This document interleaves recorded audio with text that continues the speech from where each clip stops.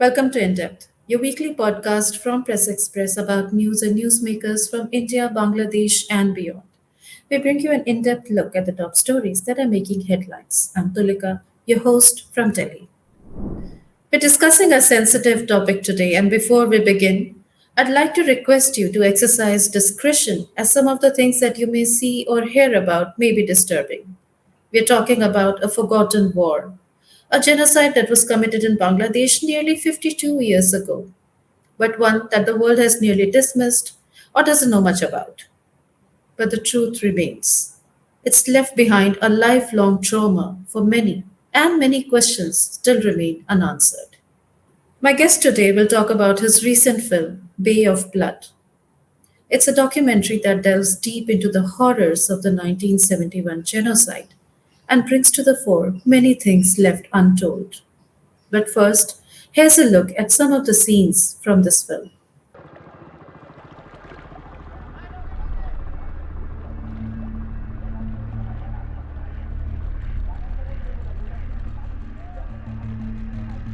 আমি চোখ বন্ধ করলে আমি দেখতে পাই সব একদম এই হুবহু যা বলছে এর একটাও তো সেই স্মৃতি তো ভোলার নয়। খুবই খুবই কষ্ট হয় বাবা।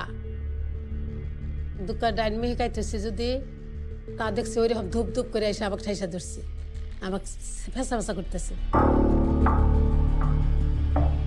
Genocide is a loaded word. And I believe it was genocide. Because you have an estimation of 3 million victims.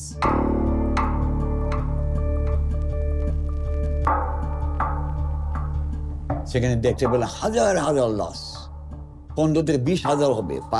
পানির উপরে শুকনায় পড়ে আছে, কুকুরে, শিয়ালে, শকুনে ওদের লাশগুলো টানছে, বাঙালির লাশ। The smell that hit me was the smell of blood. It just stayed in the air.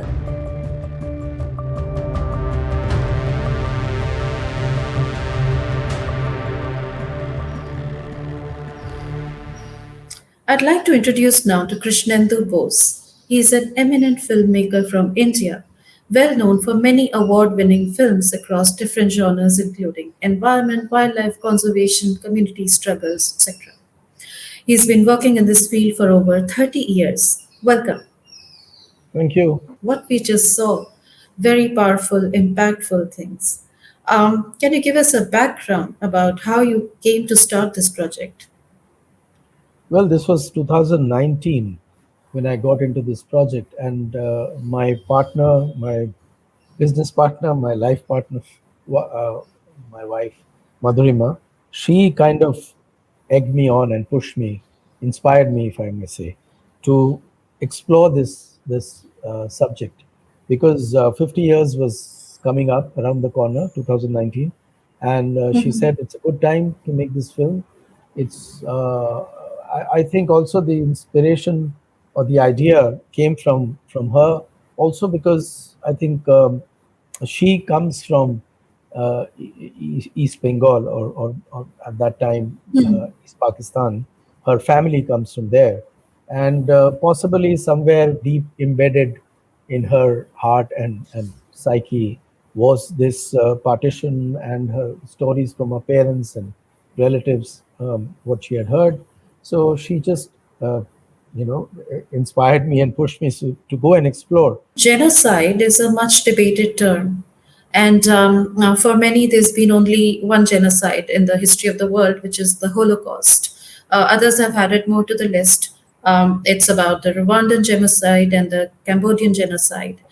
More recently, the United States has added Rohingya killings as a genocide by the Myanmar Junta against the Rohingyas.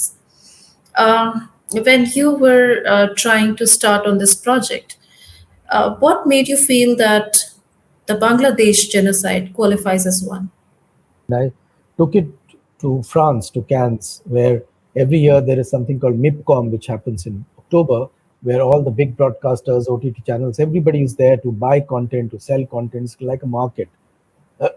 And I was here, this Indian filmmaker tried to show it to people and trying to raise some funds.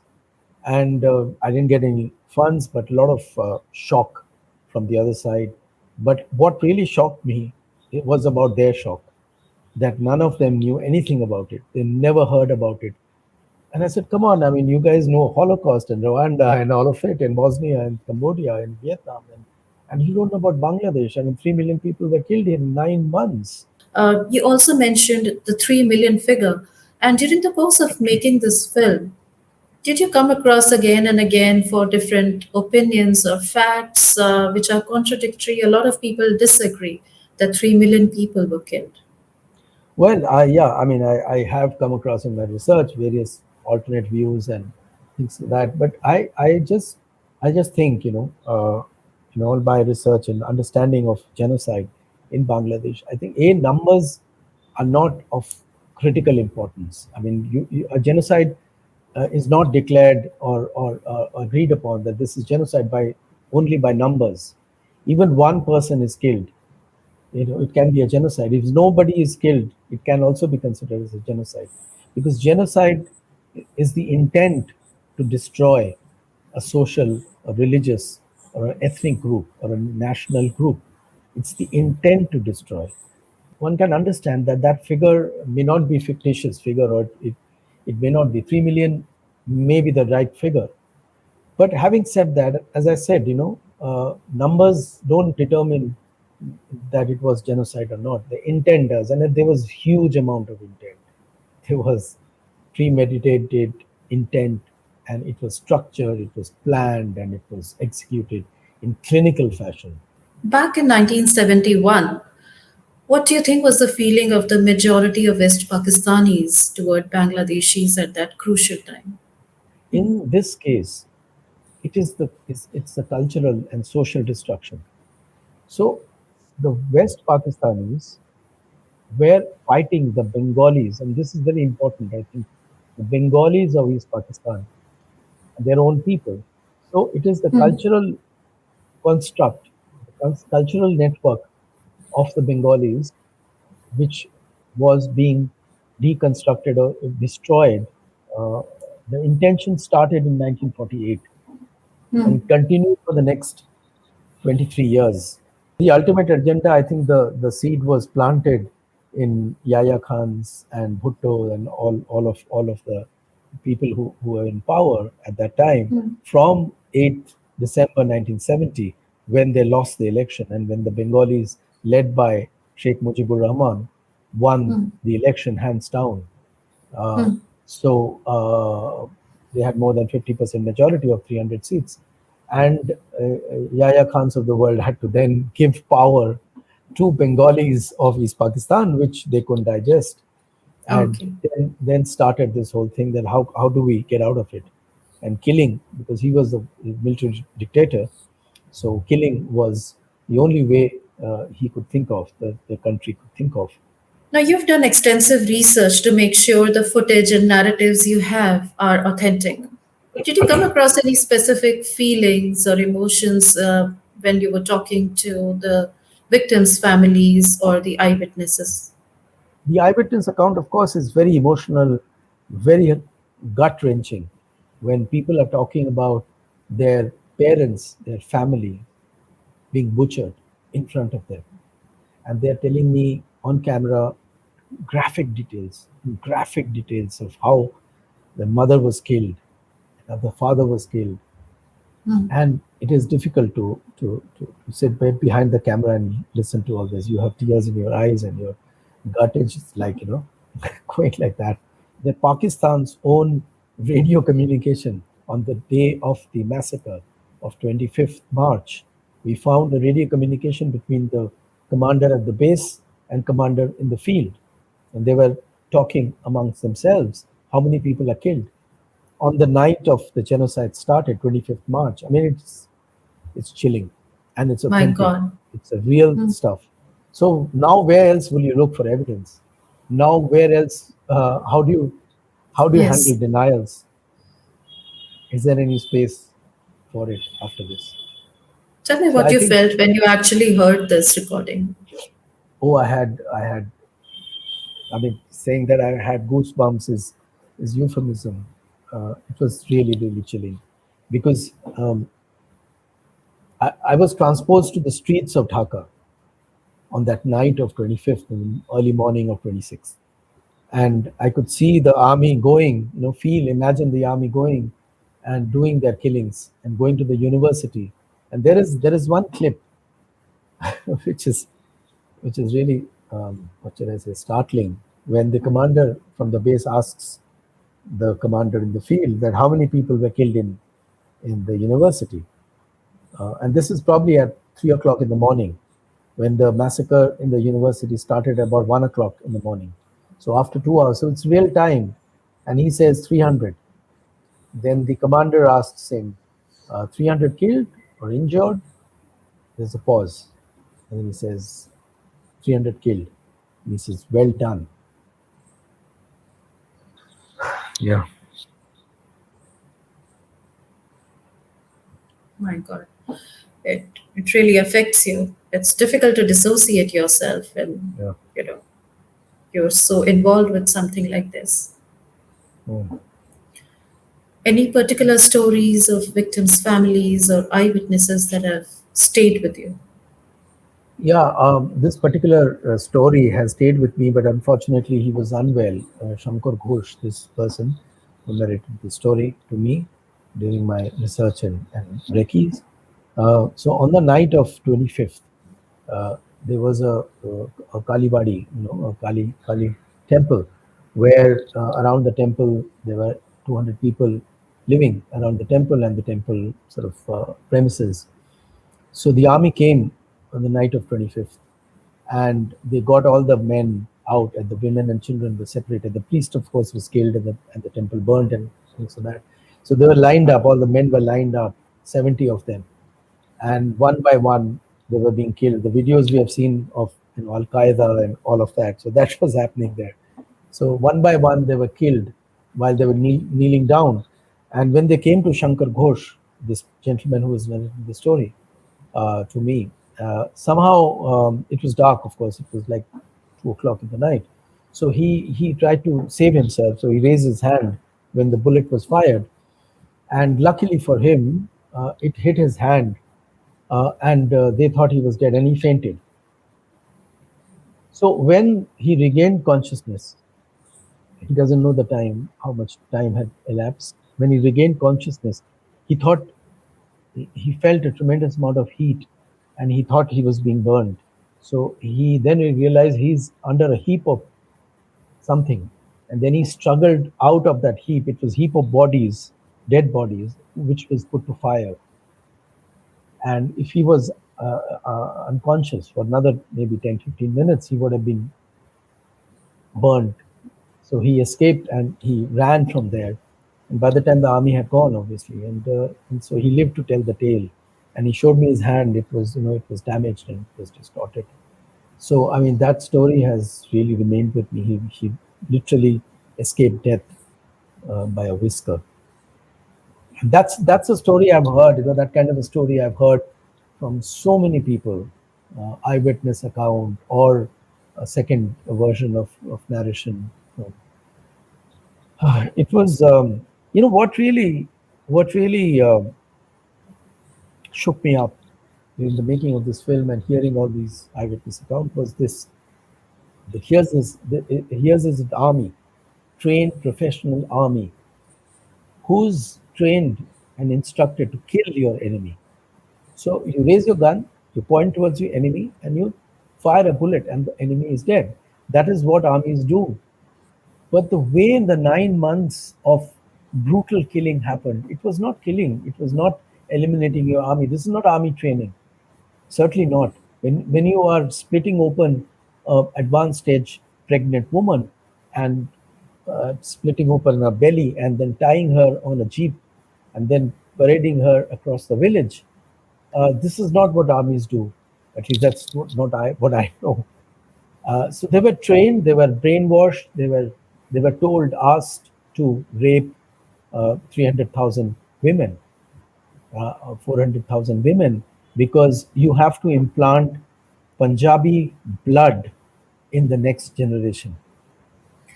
Genocide says that you have to stop procreation and change the blood and change the genesis of that social group, of the religious group, of that community. And that is what they were doing by raping. So rape is a tool which army soldiers use, in wars. So that's not new. But what is new in the way they were engaging with, or they were committing rape. So it was clearly a genocidal tool they were using, apart from killings and tortures. So it is clearly genocide, isn't it? Where is Shankar now, the guy whose story you were telling about? Yeah, he lives the outskirts of Dhaka, and he's still there, still around. And I feel if you want to, and it's also what I realized, that there are so many people out there, their voice and their experiences have not been recorded or even heard. People haven't spoken out, they haven't shared their experience. So in many cases, I was the first person who was filming them, or even hearing their experience. There was this one person, 𝗪𝗲𝗽𝗓𝗍, who's in the film. He's in New York currently. The last 10 years, he lives in New York, and he was 10 years old when on the morning of 26th March, when the army came in and killed his father, his mother, his brother, and sister-in-law, 4 of them, in front of his eyes. And he has siblings, his younger sisters and brothers. So they all were huddled. I can imagine huddled under the bed and watching it with big eyes and terror in their eyes. And they just saw the 4 people in their family being killed, brutally murdered in front of them in their house. And just imagine, I mean, you're talking about me as a filmmaker. Just imagine the life he's led for the last 52 years. And he told me in the middle of the night, he still gets up. He's 62 years old, is my age. And his life, whenever he lives, is awful. It's left behind generations of trauma and psychological impact on the people who have survived, or their families and their younger generations. Have you seen any particular psychological traits in the people you have interviewed? Well, I mean, a very short period of time, but I think everybody of that generation, I think most of the people are affected. They're psychologically, perhaps, I can't pinpoint where, but I could see there is a, what should I say? There's an unease. There is, I can't There's a really deep, tremendous hurt. Yeah, there is a dent in their thinking, in their persona, especially people who have experienced this, people who have seen it at very close quarters. And as you're rightly saying, it is not just them, it is the next generation. Definitely. What could the West have done at that time? Why do you think it failed to provide any moral leadership? It was such a crucial time. This is a very political question, and I think we need to understand what was happening then and what's happening today. There are blocks, there are countries which are very powerful. They were then powerful then, they're powerful today as well. And they are the people who control the multilateral agencies, the peacekeeping forces, and they control, because they have their vested interest in it. How the world runs, how the politics flows, and what are the blocks. I mean, the word block is archaic. It finished when Soviet Union became Russia, but there are these political blocks even today. So you are in which camp? And Bangladesh and Pakistan and India, were on different camps at that point of time, and there were different friends and different foes. So I think it was because these powerful countries were participating. One of the powerful countries was participating in this mayhem, in this killing, in this genocide. So they could have influenced in the right way. But sometimes what happens is that there are larger interests of global peace and stopping a nuclear war and things like that. So there are larger interest and larger good for the world. And for that, you sacrifice certain things. There's a collateral damage. And here in this case, for stopping or preventing a nuclear war in the 1970s, the collateral damage was 3 million people and the next several generations. So that's Which is what huge. Which is it is huge. And nobody cared, and nobody cares even after 52 years. The United Nations still hasn't officially recognized the Bangladesh genocide. And is it too Right. late? It's not an easy act, but has Bangladesh started on this? I mean, that is the question we need to ask, and we need to encourage the country. Now is the And time. coming to your film, what's the message that you want to convey to the audience? Something that you want to leave them with after they've watched your film? Well, it is there in the film. It's very overt and very, very significant and very clear, where one of the contributors, Scott Butcher, who was the American Foreign Service officer who was in Dhaka in 1971. So in the film, he gives us a real eyewitness account from an American point of view, from American government point of view, if you please. So he, in the end of the film, he says, he spells it out, what I wanted to say in the film, really. So as my voice, he lends his voice, and he says that tolerance is what we need today in the world. If you are a tolerant world, you are a peaceful and a happy world. So tolerance is key, as my guest today points out. Many in Bangladesh have continued to suffer from a genocide that few in the world know about. Thank you for giving this very insightful discussion with us today. Thank you for joining us, Krishnendu. Thank you very much, Tulika, and thanks for the platform you gave this film. And for our listeners, I hope you're going back with a more in-depth understanding of what really happened in the 1971 genocide in Bangladesh. Please feel free to share your thoughts with me on my email, tulika.bhatnagar@pressxpress.org, or DM me on X, formerly Twitter, and Facebook. And before I leave you, here is a small bit of the past from the film Bay of Blood by Krishnendu Bose.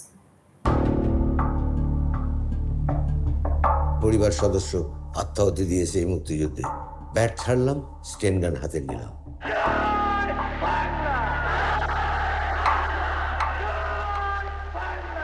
If the people of a country learn how to die, then they cannot be defeated. This whole nation became a nation of fighters. All hell broke loose, and our government seemed to be a lonely, absent voice. And this has to be also seen in the global context. The Cold War. This was high-stakes poker. This should be a lesson to all countries in the world. If you do genocide today, tomorrow you'll be finished.